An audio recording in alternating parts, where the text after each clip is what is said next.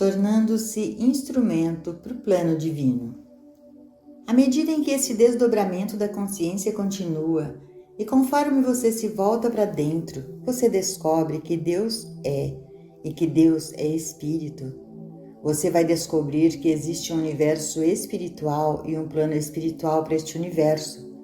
Humanamente, não estamos vivendo no plano espiritual.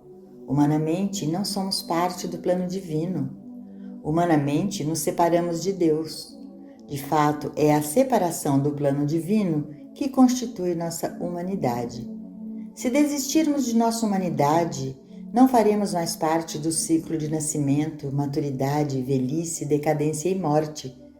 Somos parte do plano infinito e eterno, no qual tomamos parte na eternidade. Agora, quando você se volta nesta vida para sua consciência individual, se desdobrando como sua vida, você descobre que está sendo usado cada vez mais para um propósito espiritual. Experiências como estas virão para você. Você pode acordar no meio da noite incapaz de voltar a dormir. Se você é sábio e se você está sinceramente seguindo este caminho, você vai levantar, lavar o rosto e mãos, sentar-se numa cadeira e dizer: "Tudo bem, Pai, aqui estou eu." Sente-se em paz e sossego. Deixe que o Pai desenvolva seu plano através de sua consciência. Nesse momento, você pode e depois você pode novamente não saber qual parte você deve desempenhar no plano divino. Mesmo que isso não possa ser revelado a você neste momento, algo está sendo trabalhado no nível espiritual de consciência.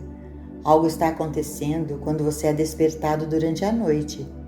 Não descarte tais vigílias como mera insônia. Perceba que há um chamado de Deus e levante-se para fazer de você mesmo disponível como instrumento. Isso pode não acontecer apenas à noite. Isso pode acontecer no meio do dia. E quando isso acontecer, esteja disposto a ir para um canto o mais rápido possível para perceber sua unidade com Deus. Tudo o que Deus é, eu sou. Minha unidade com Deus constitui minha unidade com o universo inteiro. Portanto, eu sou um instrumento para todo o bem de Deus.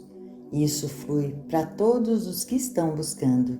Você se torna um instrumento do plano divino na medida em que aceita o chamado que vem a você de dentro. Você saberá quando vier, você não vai se enganar. É um puxão, às vezes até um puxão físico. Você vai reconhecê-lo como uma chamada para ficar sozinho e sentar-se e meditar. Pode ter algo a ver com seus próprios assuntos e pode resultar em seu recebimento de alguma cura, aviso, orientação, advertência ou preparação, ou pode não ter nada a ver com você. Pode ser a atividade do plano divino em operação.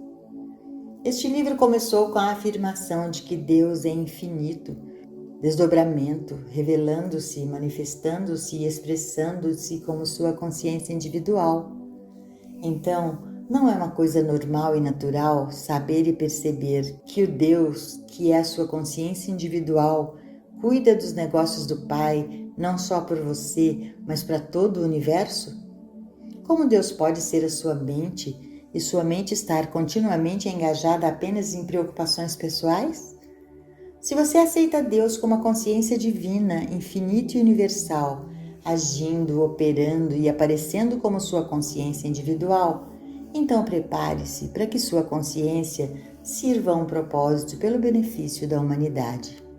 Este trabalho é a entrega, a renúncia do eu ao eu universal, é a rendição do senso pessoal de vida para o propósito da vida divina. Vamos começar a perceber um pouco mais completamente a declaração que usamos como nossa bandeira. Deus é consciência infinita, infinitamente revelando-se, desdobrando-se e manifestando e expressando a si mesmo como nossa consciência individual. Comecemos a ver o que é esperado de nós, que temos a mente de Cristo Jesus. Podemos ser pessoais ou limitados depois disso? Se é realmente verdade que Deus é a nossa mente, como estamos agindo aqui fora no mundo? Estamos humanamente vivendo de acordo com essa consciência que somos? Por que você acha que nós estamos no mundo se Deus é nossa consciência individual? Não é demais esperar outro Jesus na Terra quando cada um de nós tem a mente que estava em Cristo Jesus? Nós poderíamos ter 20 ou 30 pessoas com a mente de Jesus Cristo, se o suficiente de nós pudesse perceber. Eu não estou vivendo uma vida pequena, pessoal e finita, na medida em que Deus está expressando a si mesmo como minha vida, meu ser, minha consciência e o infinito está fluindo por mim. Qualquer pessoa no mundo que me toca é automaticamente curada ou reformada por causa desse toque, porque Deus está se revelando, desdobrando-se e aparecendo como minha consciência individual. Por que uma pessoa não deveria poder tocar em Deus e ser curada e reformada? E se Deus é nossa consciência individual, por que não se aproximar do campo de nossa consciência que produz esta influência de cura? Não é esse o ensinamento de Jesus Cristo no Novo Testamento? Como poderia uma mulher que empurrou a multidão e tocou a bainha do seu manto ser curada? Foi por causa de Jesus? Não, ele disse, é o Pai interior que faz as obras.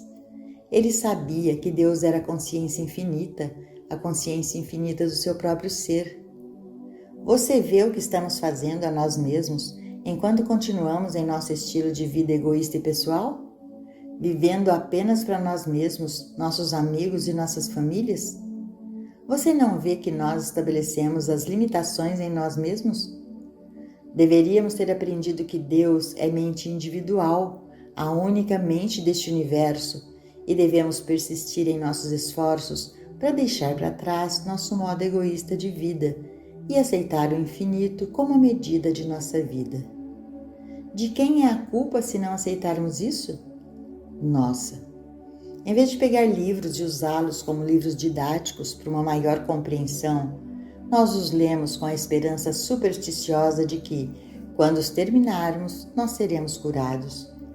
Quantas vezes nos disseram: se você apenas ler este livro por tempo suficiente, obterá sua cura.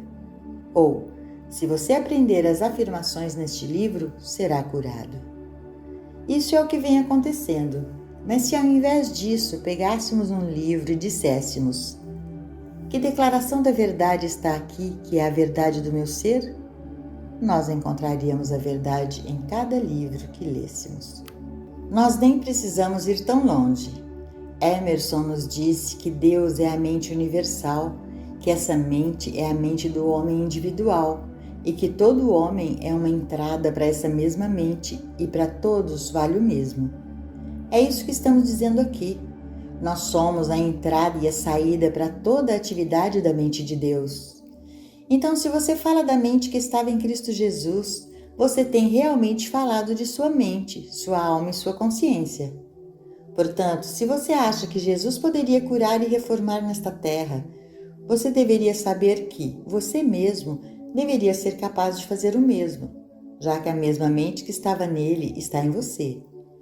Naturalmente, somente na medida em que superamos o sentido físico, a mente de Deus é a nossa mente. Não poderia funcionar para nós como demonstração, como uma atividade ou via de demonstração, exceto na proporção em que individualmente nos purificamos do senso pessoal, isto é, do nosso ódio, amor e medo do erro. A mente que estava em Cristo Jesus é a mente de todas as pessoas andando pela terra, mas de nada vale para elas, a menos e até que conscientemente purguem seu pensamento ou mente de medo, ódio e amor ao erro. Consciência é suprimento. Vamos novamente usar a ilustração do dinheiro. Uma maneira de nos purificarmos e assim manifestarmos a mente que estava em Cristo Jesus é olharmos para o dinheiro, seja um quarto ou $100, e nos perguntarmos: o que é isso? Então começamos com o entendimento de que, como matéria, é apenas um conceito. Nos Estados Unidos é um conceito americano, na Alemanha é um conceito diferente e na Inglaterra ainda outro diferente. Na melhor das hipóteses, como um pedaço de matéria é apenas um conceito e seu valor varia, muda. mas como um símbolo de uma ideia espiritual, representa troca, representa valor, pode representar uma via de gratidão. No entanto, mesmo em seu significado espiritual, é um efeito. Um efeito de quê? Da mente de Deus, divina consciência. Existe a qualquer momento qualquer poder neste dinheiro ou mesmo na ideia que ele representa? Existe algum valor nisso? Ou é o poder e o valor na consciência que formou isso? Ao usarmos essas ilustrações, voltamos à laranja ou ao limoeiro. Agora você pode dizer: como sou grato por não acreditar que o suprimento esteja na laranja ou no limão, mas sim na vida aparecendo como a laranjeira ou o limoeiro que produz essas frutas. Contanto que eu tenha a vida como a árvore, a fruta aparecerá. Nunca mais vou colocar o valor na laranja. Mais uma vez, podemos voltar ao dinheiro e dizer: sou grato por ver que isso existe como um efeito, tanto quanto a laranja na árvore. Aquilo que lhe dá vida é a consciência que forma isso, e isso é a consciência de Deus, minha própria consciência individual. Se eu colocar dinheiro em uma mesa, ele está morto, inerte, e permanece morto. Não pode ir até você e não pode vir até mim. Mesmo que seja $1 milhão, ainda é inerte, morto. Algo tem que acontecer na sua consciência ou na minha para começar seu fluxo para você ou para mim. Esse algo é nossa consciência, que é a lei da atração para aquilo que está aparecendo como efeito. No momento em que você entender isso, você não terá mais apego por laranjas ou por dólares. Você não terá mais ódio, medo ou amor por eles. Você os vê pelo que eles são, um meio de troca. E você entende que eu, a consciência do meu ser, Deus, a consciência divina em mim, é a lei para esse meio dessa troca. E enquanto eu tiver essa consciência, essas coisas continuarão sendo atraídas por mim. No grau em que você tem esta visão, você tem a mente que estava em Cristo Jesus nesse assunto de fornecimento. Se você entender isso, você tem a mente de Jesus Cristo, na medida em que se aplica ao suprimento, e você encontra-se capaz de satisfazer toda e qualquer demanda natural a seu respeito, até mesmo se você precisar de comida para uma multidão de 5.000. Lembre-se, se você procurar em seu bolso, você não pode encontrar nenhum dinheiro lá, mas se você perceber que a demanda não está sendo feita ao seu bolso, mas na sua consciência, que a sua consciência é Deus e que, portanto, a sua consciência é infinita, então você terá tudo o que pode querer ou precisar. As questões da vida estão na consciência. Vamos dar mais um passo. Vamos considerar os órgãos e as funções do nosso corpo. Até a época em que entramos na metafísica, acreditávamos que as questões da vida estavam no corpo. O coração, pensamos, poderia destruir nossa vida. Os pulmões afetariam a nossa saúde e, finalmente, a nossa vida. Mas no ensino espiritual, a primeira coisa que nos é dita e que achamos ser verdade é que Deus é o único poder e que não há ação ou poder no corpo em si. Em algum período do seu desenvolvimento, você deve aceitar essas declarações como verdadeiras e dizer a si mesmo: por que tenho medo de um coração, um fígado ou um pulmão, se a ação ou a inteligência deles é a mente que os formou? Eu nunca vou temer o que órgãos ou funções possam fazer para mim. Que diferença faz o que está acontecendo em qualquer lugar do corpo? Se a consciência está controlando o corpo, então a consciência é a única coisa com a qual estou preocupado. Ter a mente que estava em Cristo Jesus sobre o tema da saúde significa ter a consciência de que as questões da vida estão em sua consciência, não nos órgãos e funções do corpo. Então, conforme você aprende a não odiar, temer ou amar o dinheiro, você aprenderá também a não odiar, temer ou amar os órgãos e funções do corpo. Então você saberá: Deus, a mente em mim, é a lei para tudo que aparece como meu corpo. Deus, a mente em mim, é a lei para a ideia espiritual operando como corpo. Minha consciência disso age neste conceito chamado corpo físico. Essa forma visível aos olhos não é o meu corpo, é o conceito universal do corpo que Deus criou. Este conceito é governado de acordo com o grau de verdade que eu conheço sobre Deus e o corpo espiritual. A verdade que eu sei sobre Deus e o governo de Deus do corpo espiritual torna-se operativa como o meu entendimento, controlando este conceito de corpo. Então, para ter a mente que estava em Cristo Jesus no que diz respeito às obras de cura, é impossível, olhando para o corpo, liberar o poder de cura, já que os problemas não estão no corpo ou nos músculos, mas estão na consciência governando os músculos, órgãos ou funções do corpo. Você deve se livrar da crença universalmente aceita do corpo governando a vida e aceitar a verdade de que a vida governa o corpo. Você deve fazer uma reversão absoluta da crença mundial de que o coração, o estômago ou os pulmões controlam a vida. Você não adquire a mente que estava em Cristo Jesus indo à igreja, nem orando de joelhos, e nem a obtém dando 10% de sua renda a uma igreja. Você tem a mente de Cristo Jesus por uma percepção consciente de que Deus é a mente em você, que Deus é a mente do seu corpo e trabalho, e que essa mente controla sua própria formação, que é o ser espiritual e o corpo espiritual.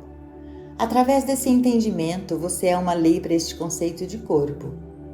Qualquer um de nós pode ter a mente que estava em Cristo Jesus sobre o assunto de suprimento, saúde ou harmonia, mas apenas no grau em que podemos nos levar a não odiar, amar ou temer os órgãos e funções do corpo, ou o dinheiro, ou o erro de toda e qualquer forma e natureza. Estamos vivendo a vida do Mestre no grau em que absorvemos esses ensinamentos do Mestre e devemos fazê-lo conscientemente. Não podemos nos sentar e esperar que a mente de Deus desça e faça algo por nós. Devemos nos elevar em uma consciência perceptiva da vontade de Deus governando o seu universo e, ao mesmo tempo, deixarmos de amar, odiar ou temer erros de qualquer nome ou natureza. Pare de temer qualquer coisa ou alguém no mundo externo, isto é, no mundo do efeito. Jesus tinha esse entendimento tão altamente desenvolvido que ele nem mesmo reconhecia o solo para suportar seu peso. Quanto mais alto nos elevamos, mais entendemos que é a consciência, Deus, que nos mantém e nos sustenta, e é o mesmo Deus, estejamos no ar, na terra ou na água. Olhando para uma moeda de 25 centavos, eu poderia muito bem pensar: você não vai me sustentar por muito tempo. Mas suponha que eu pense no espírito que anima e forma aquela moeda. Este espírito não me sustentará? Sim, e pela eternidade. Qualquer densidade, qualquer materialidade consiste em buscar sustento na moeda de 25 centavos, em vez de no espírito que a anima. Nossa densidade e nossa materialidade continua enquanto olhamos para os órgãos e as funções do corpo para nos manter e nos sustentar, em vez de perceber: eu sei, o espírito que formou este corpo é o espírito que sustenta-o até a eternidade.